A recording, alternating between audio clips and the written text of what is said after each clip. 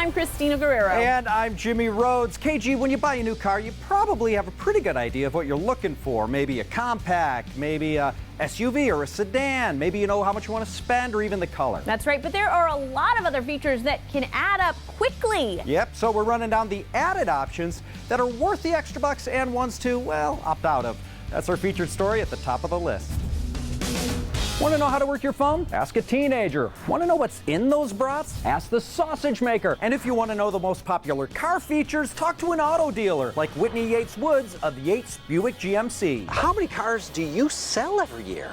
Oh, we sell about 2,000-ish. Okay, so you get a lot of feedback on features. Right. Are all features created equal? Definitely not. Some are a little bit more important than others. We're running down car feature faves and flops so you can add the features most people like and save some money by skipping the ones people, well, don't like as much. Let's start with the runaway winner at fave number 1, rear backup cameras. I'm seeing more and more that people can't even drive without it. Really? Yes. So what do they do in driver's training? Do kids just have backup cameras? That's cheating. I've heard they actually put a piece of paper over it, which is very smart of the instructor. Smart, yes. They gotta learn. You know, you get a Turo or something, it's Right. not always gonna have it. Backup cams just make driving easier. Tighter parking spots, less car accidents. You're not going to accidentally Bump ding somebody. Yeah, and it's so clear. It's like you're actually behind your car. Yeah, those cameras have gotten so good. They're like 4K cameras now. Yeah, they're amazing. Our first flop is kind of surprising. It's in-dash GPS. Really? I use my phone. What about you? I'm driving a 2008 hatchback that I got used, but You have to use your phone. I gotta use my phone.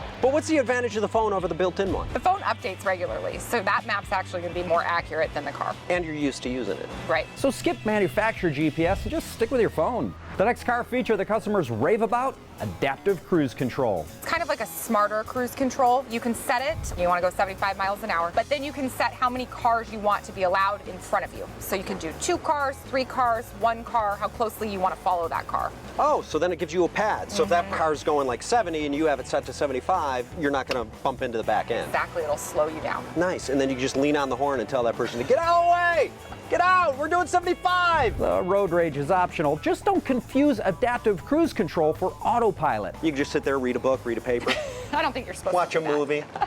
I don't think they like that. The next flop is an expensive option to avoid, those backseat entertainment screens. A lot of kids these days have iPads, to be honest, and a lot of parents preload those with movies and everything you need for a road trip, and it's just not really necessary. So you're gonna have everything you need on your device anyway. Absolutely. Okay. And your kids are comfortable with their device. They already know how to swipe and do everything. Okay. Yeah. As with the GPS, you're probably just going to stick with a device you already know and love, so don't pay for a redundancy. Let's wrap with one more flop that's persisted for decades, moonroofs. When you really get to talking to people and you find out about their old car, they never use their moonroof. A lot of us don't open it. You know who really loves moonroofs? Who? Werewolves.